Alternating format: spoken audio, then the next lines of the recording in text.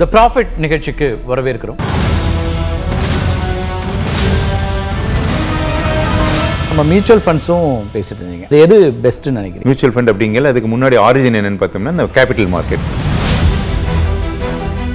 இந்த லாஸ்ட் 2 இயர்ஸாக இந்த ஷேர் மார்க்கெட்டே அதிக அளவில் கெயின்ஸ் ரியலைஸ் பண்ணல. ஆமாம். வேற கோல்டு பார்த்தீங்கன்னா 3 மடங்கு அது விலை உயர்ந்திருக்கு. ஆவரேஜாக என்ன ரிட்டர்ன் மியூச்சுவல் ஃபண்ட்ஸை பொறுத்த வரைக்கும் கிடைக்கும்? It was a kind of bull run. சில கிளைண்ட்ஸில் 40% அதில் ரியலைஸ் பண்ண இதுவும் இருந்தது. இப்போ இதெல்லாம் இண்டிவிஜுவல்ஸே பண்ண முடியுமா? ஏஎஃப்ல இண்டிவிஜுவலே பண்ணலாம். எஸ்ஐஎஃப்னு இப்போ ஒரு புதுசாக எஸ்ஐஎஃப்ங்கிறது ஏஎஃப் முடியாதவங்க 10 லட்ச ரூபாய் இன்வெஸ்ட் பண்ண எஸ்ஐஎஃப்னு இருக்கு.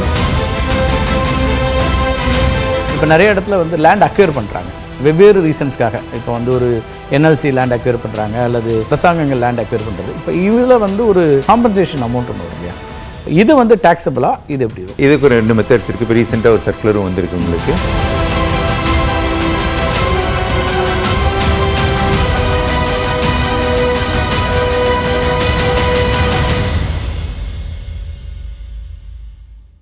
வணக்கம் நண்பர்களே, தி ப்ராஃபிட் நிகழ்ச்சிக்கு வரவேற்கிறோம்.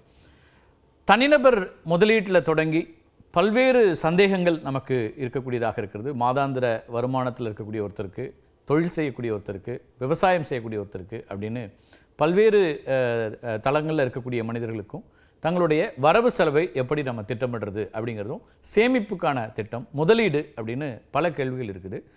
இந்த கேள்விகள் மட்டும் இல்லை, எம்எஸ்எம்இ சார்ந்து, அதே போல் ஒரு இன்வெஸ்ட்மெண்ட் சார்ந்து, இன்னும் பல்வேறு துறைகள் சார்ந்து தொடர்ச்சியாக நிறைய கட்டுரைகளை எழுதி கொண்டிருக்கக்கூடிய திரு கார்த்திகேயன் அவர்கள் நம்மோடு இன்றைக்கு இணைகிறார். சார் வணக்கம். வணக்கம். உங்களுக்கு நிறைய அனுபவங்கள் இருக்குது. இந்தியாவில் மட்டும் இல்லை, அமெரிக்காலையும் உங்களுடைய அலுவலகங்கள் செயல்பட்டு இருக்கு. அங்கே இருக்கக்கூடியவங்களுக்கும் இன்கம் டேக்ஸ் சார்ந்து நிறைய ஆலோசனைகளை சொல்லிகிட்டே இருக்கீங்க. நம்ம இது தொடர்பாக தான் இந்த தொடரில் பேச இருக்கிறோம். இந்த ப்ராஃபிட் அப்படிங்கிற இந்த தொடரில் நிறைய பேச இருக்கிறோம்.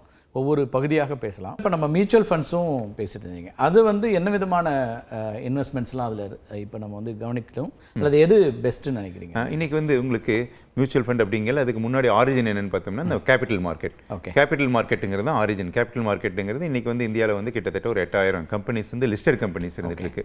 இன்றைக்கி ஸ்லோவாக அது கெய்னிங் மொமெண்டம். இன்றைக்கி என்ன கேபிட்டல் மார்க்கெட் வந்து லாஸ்ட்டு இன்னொரு இப்போ ஒரு தகவல் சொல்லணும்னா, இன்றைக்கி இந்த லாஸ்ட் 2 இயர்ஸாக இந்த ஷேர் மார்க்கெட்டே அதாவது அதிக அளவில்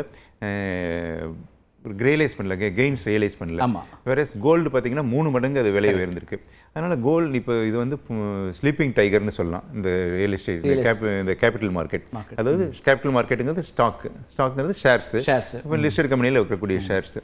இந்த லிஸ்டட் கம்பெனியில் இருக்கக்கூடிய ஷேர்ஸ் டைரெக்டாக வாங்கி விற்கிறதுக்கு ஒரு இண்டிவிஜுவல், இப்போ தனிநபராக இப்போ நான் வந்து அதுக்கு டைம் இன்வெஸ்ட் பண்ணணும்னால் இன்றைக்கி ஐடிசி விலை ஏறி இருக்கா இல்லையா, இன்ஃபோசிஸ் என்ன இருக்குது, ஸோ அதை ரெகுலராக ஃபாலோ பண்ணுறதுக்கு உண்டான அவகாசம் இல்லாமல் இருக்கலாம், அதுக்குண்டான எக்ஸ்பர்டைஸ் இல்லாமல், இது ரெண்டுமே இல்லாமல் இருக்கலாம். இந்த சூழ்நிலையில் தான் இந்த மேனேஜர்ஸ் வர்றாங்க. ஃபண்ட் மேனேஜர்ஸ், மியூச்சுவல் ஃபண்ட்ஸுக்கு ஏராளமான மியூச்சுவல் ஃபண்ட்ஸ் இருக்குது. அது regulated, SEBI regulated, and also mutual funds R well regulated. அதனால் இந்தியாவில் அதை பற்றி பெருசாக கவலைப்பட வேண்டியதில்லை. அவங்க வெவ்வேறு கம்பெனியில் 40, 20, 15 அப்படிங்கிற மாதிரி ப்ரொபோஷனில் பார்மசிட்டிக்கல் கம்பெனியில் இவ்வளோ இருந்திருக்கலாம், ஹாஸ்பிட்டாலிட்டி செக்டரில், ஐடி செக்டரில் இவ்வளோ, ஃபினான்ஷியல் சர்வீசஸில் இவ்வளோ அப்படிங்கிறத அலோகேட் பண்ணி அதை வந்து அவங்க இன்வெஸ்ட் பண்ணுறாங்க. இந்த இன்வெஸ்ட் பண்ணையில் அந்த ரிஸ்க் ஆர் டைவர்சிஃபைட். உங்களுக்கு அந்த ரிஸ்க் டைவர்சிஃபை ஆகையில் ரிட்டர்னும் ஒரு மாதிரி ஆப்டிமைஸ் பண்ணிடுறாங்க. இந்த மாதிரி சூழ்நிலையில் ஆவரேஜாக என்ன ரிட்டர்ன் மியூச்சுவல் ஃபண்ட்ஸை பொறுத்த வரைக்கும் கிடைக்குது? எவ்வளோ பர்சன்டேஜ் அதில் வந்து கிடைக்கலாம்? டைம் லைனை பொறுத்து. இது 2 வருஷத்துக்கு முன்னாடி, இந்த லாஸ்ட் 2 இயர்ஸ் வந்து நான் ஏற்கனவே சொன்ன மாதிரி க்ரோத் பெருசாக இல்லை. ஏன்னா உங்களுக்கு வேறு காரணங்களால இல்லாமல், மிடில் ஈஸ்ட் வந்து இன்னும் கொஞ்சம் அதை குளோபல் அன்சர்டனிட்டி ப்ளஸ் டேரிஃப், அமெரிக்காவில் டேரிஃப் போட்டாங்க. அதற்கு பிறகு இப்போ வந்து கடைசியாக ஈரான் வார்னாலேயும் ஒன்று இருந்துட்டு இருக்கு. அது இல்லாமல் பார்த்தோம்னா அதுக்கு முந்தின 2 வருஷம் பார்த்தீங்கன்னா it was a kind of bull run. Bull ரன்களை இப்போ சில கிளைண்ட்ஸில் 40% அதில் ரியலைஸ் பண்ண இதுவும் இருந்துருக்குங்க. 40-45% ரியலைஸ் ஆவரேஜ் வந்து ஒரு 12லேருந்து 15 வரைக்கும், 12லேருந்து 15 வந்து ஒரு டீசென்ட் ரிட்டர்ன் அப்படின்னு சொல்லலாம் உங்களுக்கு இந்த இதில் உங்களுக்கு. ரைட். பட் அங்கேயுமே வந்து ஸோ எதில் இன்வெஸ்ட் பண்ணுறதுங்கிறது வந்து வேரி ஆகும். அது ஐடியா இல்லை ஃபார்மசிட்டிக்கலா இல்லை கோல்டா என்ன மாதிரியான ஃபண்ட்ஸுங்கிறதுக்கு தான் நீங்கள் வெல்த் மேனேஜர் மாதிரி வெல்த் மேனேஜர் ஸ்மால் கேப், அதாவது சின்ன கம்பெனியில் போடுறது, ஸ்டார்ட் அப் மாதிரி ஈகோ சிஸ்டமில் வரவங்களை போடுறது, இது தவிர வேற ஃபாரின் கம்பெனிஸில் போடுறது, இந்த மாதிரிலாம் வெவ்வேறு விதமான இது இருந்துட்டு இருக்கு. அதுலேயும் risk with debt fund, equity fund இப்படிலாம் இருந்துட்டு இருக்கு. இதை பேஸ் பண்ணி உங்களுக்கு வந்து இந்த ரிட்டர்ன்ஸ் ஒர்க் அவுட் ஆகும். ரிஸ்க் அதிகமாக இருக்கு, இல்லை ரிட்டர்ன் அதிகமாக இருக்க மாதிரி ஒரு வாய்ப்பு இருந்துட்டு இருக்கு. இதெல்லாம் தான் ஏஎஃப் பற்றி பேசணும்னா இப்போ ஆல்டர்னேட்டிவ் இன்வெஸ்ட்மெண்ட் ஃபண்ட்ஸ் இருக்கு இல்லையா, இப்போ அதில் வந்து என்னெல்லாம் நம்ம வந்து அது வந்து ஒரு தனிநபருக்கு உகந்ததாக இருக்கா, அதை எப்படி பார்க்கலாம்? ஏஎஃப்ங்கிறது ஹெச்என்ஐஸ்க்கு, அதாவது ஹை நெட்வொர்த் இண்டிவிஜுவல்ஸ்க்கு உண்டான ஒரு இன்ஸ்ட்ருமெண்ட்னு சொல்லலாம். இப்போ நான் உங்களுக்கு கேபிட்டல் மார்க்கெட் அப்படிங்கிறத பற்றி பேசிகிட்டு இருக்கோம். இந்த கேபிட்டல் மார்க்கெட்டில் வந்து சாதாரணமாக ஷேர்ஸில் இன்வெஸ்ட் பண்ணுறாங்க. ஷேர்ஸ் இல்லாமல் இருக்கிறவங்க மியூச்சுவல் ஃபண்ட்ஸில் இன்வெஸ்ட் பண்ணுவாங்க. மியூச்சுவல் ஃபண்ட்ஸில் இன்வெஸ்ட் பண்ணுவாங்க. ஒரு மியூச்சுவல் ஃபண்டில் கிட்டத்தட்ட ஒரு 40-50 கம்பெனியில் இன்வெஸ்ட் பண்ணி அது ஒரு இன்வெஸ்ட்மெண்ட் பண்ணுவாங்க. இதற்கு பிறகு இதுக்கு அடுத்தது பிஎம்எஸ் அப்படிங்கிறது கொஞ்சம் இன்டென்சிஃபைடு. பிஎம்எஸ்ங்கிறது போர்ட்ஃபோலியோ மேனேஜ்மெண்ட் சிஸ்டம்ங்கிறதுங்க. சரி, அதில் வந்து 25 அல்லது 30 ஷேர் மட்டும் 30 ஸ்டாக் மட்டும் எடுத்து அதில் இன்டென்ஸாக இன்வெஸ்ட் பண்ணி கொண்டது தான் பிஎம்எஸ்ங்கிறது. பிஎம்எஸ்க்கு வந்து மினிமம் தொகை வந்து 50 லட்ச ரூபாய் இருக்குது. உங்களுக்கு மினிமம் இன்வெஸ்ட்மெண்ட் 50 லட்சம். இது ஹெச்என்ஐஸ்க்கெலாம் இருக்கிறது ஏஎஃப் அப்படிங்கிறது ஆல்டர்னேட்டிவ் இன்வெஸ்ட்மெண்ட் ஃபண்ட் அப்படிங்கிறது. இதில் என்னென்னா மினிமம் 1 crore இன்வெஸ்ட் பண்ணும். இது என்ன பண்ணுறாங்கன்னா இவங்க வந்து விசி ஃபண்ட் ஆர் அதில் 3 டைப் இருக்குது. கேட்டகரி 1, கேட்டகரி 2, கேட்டகரி 3ன்னு 3 டைப் இருக்குது. அது ஒவ்வொன்றிலையும் ஒரு டைப் ஆஃப் ஃபண்ட்ஸை பேஸ் பண்ணி இதெல்லாம் இண்டிவிஜுவல்ஸே பண்ண முடியுமா, இல்லைனா இது வந்து ஒரு வெல்த் மேனேஜரோ இல்லைனா ஒரு கம்பெனியோ பண்ணுறது தான் பெஸ்ட்டாக? இதெல்லாம் ஏஎஃப்ல இண்டிவிஜுவல் பண்ணலாம். அப்புறம் அவங்க வந்து வேற இதில் இன்வெஸ்ட் பண்ணி அவங்க மேனேஜ் பண்ணிடுறாங்க. Right, okay. அதே போல் எஸ்ஐஎஃப்னும் இப்போ ஒரு புதுசாக எஸ்ஐஎஃப்ங்கிறது ஏஎஃப் முடியாதவங்க 10 லட்ச ரூபாய் இன்வெஸ்ட் பண்ண எஸ்ஐஎஃப்னு இருக்கு. ஸ்பெஷலைஸ்ட் இன்வெஸ்ட்மெண்ட் ஃபண்டுங்கிற மாதிரி இருக்கு. அதில் இன்வெஸ்ட் பண்ணிட்டு இருக்கலாம். ஓகே. இதில் ஒரு முக்கியமாக நம்ம என்ன பண்ணலாம்னா, இப்போ நீங்கள் ஏற்கனவே கேட்ட மாதிரி இந்த கோல்டுக்கு வந்து மானிட்டைஸ் பண்ண முடியுமா? மானிட்டைஸ்னா அது இமீடியட்டாக நம்ம தேவை, அது விலையை அதிகமாகி விற்கிறதுங்கிறது ஒரு மாடல். நம்ம வந்து லாங் டேர்மில் நம்ம வந்து இப்போ வாங்கியிருக்கிறது 15,000 ரூபாய் இருக்குது அப்படின்னா நம்ம 20,000 ரூபாய் வரையில் வரக்கூடிய ப்ராஃபிட் ஒன்று. அது தவிர எசென்ஷியல் ஐட்டம்ஸுக்கோ எமர்ஜென்சி ஐட்டம்ஸ்க்கோ அந்த காலகட்டத்துக்கு நம்மளுக்கு we should be in a position to monetize it. அந்த பணத்தை எப்படி நம்ம மானிட்டைஸ் பண்ணுறோம் அப்படிங்கிறது. அந்த மானிட்டைஸ் பண்ணுறது நீங்கள் சொன்ன மாதிரி 2 விதத்தில் நம்ம பண்ணலாம். ஒன்று வந்து அதிலிருந்து கடன் எடுக்கிறது. ஆபரண தங்கம் அப்படின்னா அதில் பேங்க்லேயோ இல்லை வேறு ஏதாவது கோல்டு கம்பெனியில் போய் மானிட்டைஸ் பண்ணிக்கிறது. இன்னொன்று வித்துறது. ரெண்டுமே இமீடியட்டாக மானிட்டைஸ் பண்ணுறது. இதே மாதிரி லிக்விட் ஃபண்ட்ஸை லிக்விடாக இருக்க மாதிரி இருந்ததுனால தான் அது சௌரியங்கள்.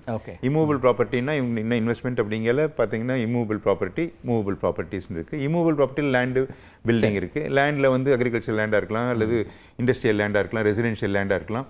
இதே பில்டிங்காக இருந்தாலும் உங்களுக்கு ரெசிடென்ஷியல் பில்டிங், இண்டஸ்ட்ரி பில்டிங்ஸ் இந்த மாதிரி இருந்திருக்கலாம். இதெல்லாம் இன்வெஸ்ட்மெண்ட் லாங் டேர்மில் அப்ரிசியேஷன் ஆகக்கூடியது. ஆனால் இதெல்லாம் ரியலைஸ் பண்ணணும் அப்படின்னால் அதற்குண்டான ப்ரைஸ் கிடைக்குதா, இமீடியட் பையர் இருக்காங்களா, இந்த மாதிரி இதெல்லாம் அதில் இன்னொரு அம்சம் இருக்குல்ல. இப்போ நீங்கள் வந்து மியூச்சுவல் ஃபண்டோ ஆர் ஷேர்ஸோ இது எல்லாமே வந்து நீங்கள் வந்து டாக்ஸபிளாகவும் வரும் இல்லையா சேர்ந்து? இதில் உங்களுக்கு டாக்ஸேஷனும் இம்பாக்ட் ஆகுது. இப்போ என்னன்னா, ஆனால் நீங்கள் இப்போ ரியல் எஸ்டேட் மாதிரி ஒரு விஷயம் வந்து அது அஃப்கோர்ஸ் அதில் வரக்கூடிய ரெவென்யூ அல்லது அது வந்து டைரெக்டாக அது இதோட கனெக்டடாக வருதான்னு தெரியல. டேக்ஸோட அதுக்கும் டாக்ஸேஷன் பார்க்கணும். ஏன்னா உங்களுக்கு வரக்கூடிய ரெண்ட் இருக்குது, அதுக்கு டேக்ஸ் கட்ட போகிறோம். அதுக்கு வருமானம் இந்த ஒரு ரெகுலர் இன்கம் டேக்ஸை கட்டுவோம். இதே அது வித்தம்னா வரக்கூடியது long term or short term capital gains. 2 வருஷத்துக்கு மேலே இருந்ததுன்னா long term capital gain 12% 12% plus surcharge. அது எவ்வளோ? அதாவது இப்போ ஒரு ப்ராப்பர்ட்டியை நீங்கள் சேல் பண்ணுறீங்க அப்படின்னா அதில் 12% வந்து லாங் டேர்ம் கேபிட்டல் 2 வருஷத்துக்கு மேலே அதை வச்சிருந்து வித்தம்னா 12% லாங் டேர்ம் கேபிட்டல் கெயின். அதுக்கு பிறகு சர்சார்ஜ் கிட்டத்தட்ட ஒரு 14% டேக்ஸ் வரும்னு வச்சுக்கோங்களேன். 14% டாக்ஸேஷன் வரும். இதே நார்மல் இன்கமாக வருது அப்படின்னா நீங்கள் உங்களுடைய ஸ்லாபை பொறுத்து மாறுபடும். 24 லட்ச ரூபாய்க்கு மேலே உங்களுக்கு இன்கம் இருந்ததுன்னா 30% ப்ளஸ் சர்சார்ஜோட சேர்த்து வரும்.